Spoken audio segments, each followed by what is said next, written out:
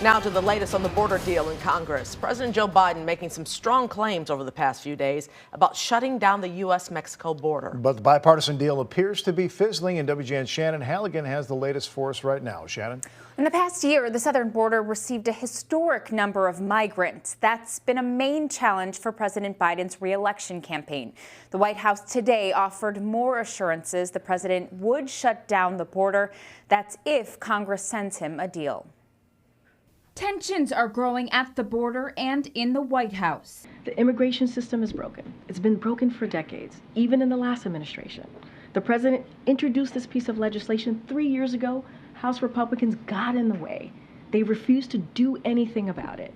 Now he's in this position to have a potentially bipartisan agreement that the Senate has been working on. President Joe Biden is working to salvage a border deal in Congress. The deal being negotiated would unlock money for Ukraine and also close the U.S. Mexico border. But House Speaker Mike Johnson suggested the compromise could be dead on arrival. Over the weekend, former President Donald Trump took responsibility for the pushback in negotiations. A lot of the senators are trying to say respectfully they're blaming it on me. I said, that's okay, please blame it on me, please, because they were getting ready to pass a very bad bill.